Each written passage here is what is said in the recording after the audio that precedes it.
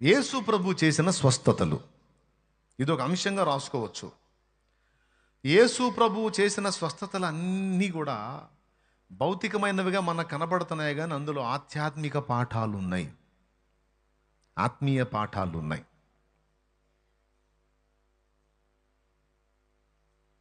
ఉదాహరణకి చచ్చిన వాడిని తిరిగి లేపాడు.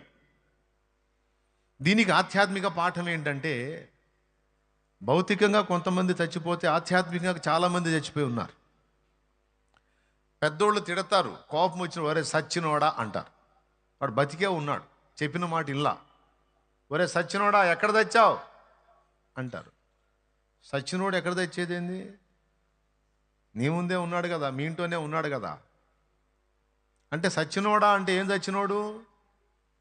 ఆధ్యాత్మికంగా చచ్చినోడు, మనస్సాక్షి చచ్చినోడు, చెప్పిన మాట వినకుండా వాడి ఇష్టం వచ్చినట్టు ప్రవర్తించేవాడు. అలాంటి కొడుకు తల్లికి కనపడితే ఒరే సచ్చినోడా అంటది.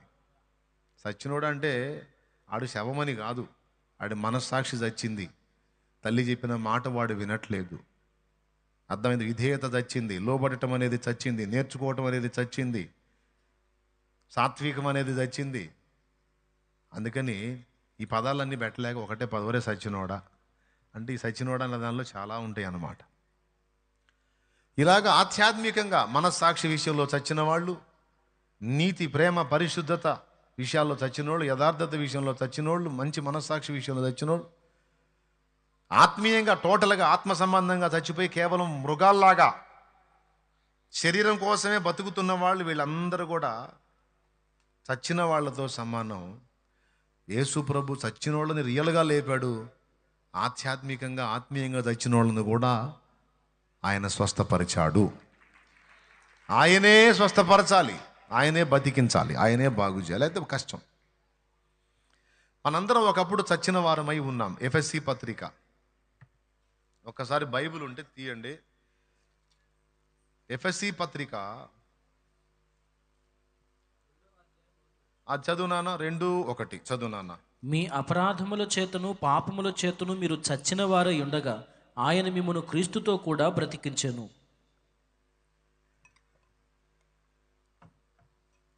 ఎంత క్లియర్గా ఉందో చూడండి. మీ అపరాధముల చేతను పాపముల చేతను మీరు చచ్చిన వారై ఉండగా ఆయన మిమ్మును క్రీస్తుతో కూడా బ్రతికించెను. ఏమర్థమైంది దానిలో మీకు? ఏమంటే ఏమర్థమైందండి?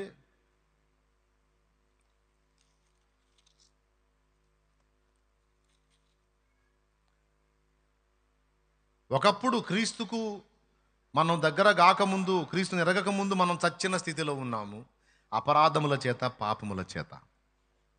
అయితే యేసయ్య మనకు పరిచయం అయిన తర్వాత ఆయన రక్తాన్ని మనం ఆశ్రయించి దోషములన్నీ కడుక్కున్నప్పుడు యేసు రక్తము అన్నిటినీ కడిగింది, మన మనస్సాక్షిని కూడా కడిగింది. ఏ నరుని రక్తమైనా మన సాక్షిని శుద్ధి చేసేనా? ఏ నరుని రక్తమైనా మన బుద్ధిని మార్చగలిగేనా? ఏ నరుని రక్తమైనా మన సాక్షిని శుద్ధి చేసేనా? మన సాక్షికే శుద్ధి, మన బ్రతుకులో బుద్ధి. మన సాక్షికే శుద్ధి, మన బ్రతుకులో బుద్ధి కలిగించు రక్తము నా యేసు, కలిగించు రక్తము నా యేసు రక్తము. యేసు రక్తము పరిశుద్ధ రక్తము, యేసు రక్తము అది దైవ రక్తము. Praise the Lord. చచ్చిన స్థితిలో ఉన్న మనుషుల్ని రియల్గా బ్రతికించినట్టే ఆధ్యాత్మికంగా చచ్చిన స్థితిలో ఉన్న నరజాతిని ఆధ్యాత్మికంగా కూడా బ్రతికించాల్సింది యేసే. ఆయన స్పర్శ తగిలితేనే ఈ ఆధ్యాత్మికంగా చచ్చినోడు కూడా బతికేది. జక్కయ్యను దర్శించాడంటే అప్పటికి చచ్చిన స్థితిలో ఉన్న జక్కయ్య ఒక్కసారిగా సజీవుడై సమాజానికి మేలుకరమైన వ్యక్తిగా మారిపోయాడు. అంతెందుకు, ఇక్కడ కూర్చున్న మనందరం కూడా ఆయన స్పర్శ తగలకు ముందు చచ్చిన వాళ్ళమే. ఎప్పుడైతే నాయన స్పర్శ టచ్ అయిందో మనకి, ఇక తిరిగి మనలో జీవం ప్రారంభమైంది, తిరిగి బ్రతికాం, మనం బ్రతికాం. ఎవరు బ్రతికించాలి మనల్ని? యేసయ్యే బ్రతికించాలి. భౌతికమైన స్వస్థతలన్నీ మనం చదివినప్పుడు అందులో ప్రతి దానిలో కూడా ఆధ్యాత్మిక పాఠం ఉంది. అవన్నీ మళ్ళీ ఆత్మీయంగా మనం అప్లై చేసుకోవాల్సి ఉంటుంది. ఓకేనా?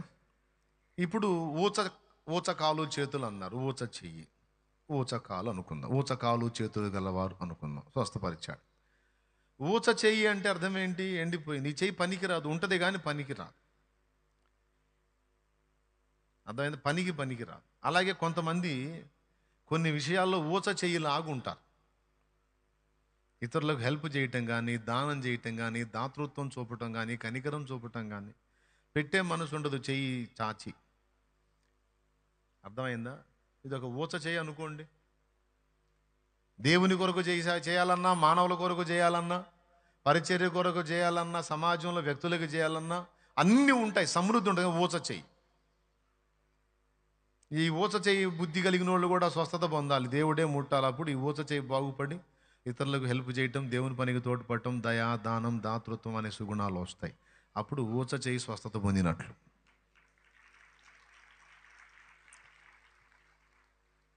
చెయ్యి కొరచ చేస్తావు ఎందుకు నాయన అంటారు. అంటే ఏంటి?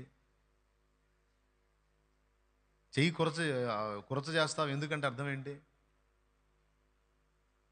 అంటే ధారాళంగా ఇవ్వలేవు ఎందుకు? దాతృత్వం ఎందుకు ఉండదు? కనికరం ఎందుకు ఉండదు? ఇచ్చే బుద్ధి ఎందుకు ఉండదు? కురచ మనసు, కురచ చెయ్యి అంటారు.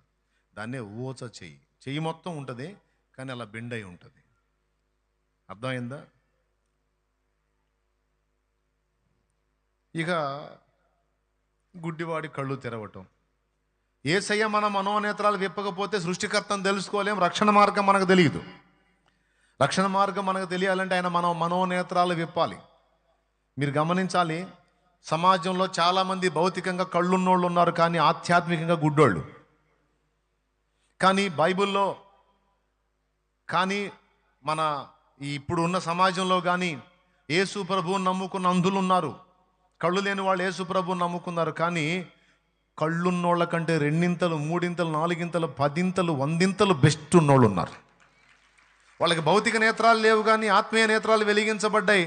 వాళ్ళకి ఎంత డెప్త్ అంటే మనం కూడా వాళ్ళని అందుకోలేము, అంత డెప్త్లో ఉంటారు దేవుళ్ళు వాళ్ళు. ఇప్పుడు కళ్ళుండి దేవుణ్ణి గుర్తుపట్టలేని వాళ్ళకంటే కళ్ళు లేకుండానే నిజ దేవుణ్ణి గుర్తుపట్టిన వాళ్ళు వీళ్ళు కదా మనోనేత్రాలు వెలిగించబడిన వాళ్ళు. వీళ్ళకి భౌతిక నేత్రాలు దేవుడు ఇవ్వకపోవచ్చు కానీ మనోనేత్రాలు విప్పినందున వీరు కళ్ళు ఉన్నోళ్ళ కంటే ధన్యులయ్యారు. ఆ స్వస్థత కూడా యేసయ్య ఇవ్వాలి. కొంతమంది కాళ్ళు అవిటితనం అంటే ఏంటి? ఆత్మీయ జీవితంలో ముందుకు వెళ్ళలేని పరిస్థితి. కాళ్ళు బాగలేని వాళ్ళు ఎక్కడ వేసిన కొంగళ్ళు అక్కడే అన్నట్టు ఉంటారు.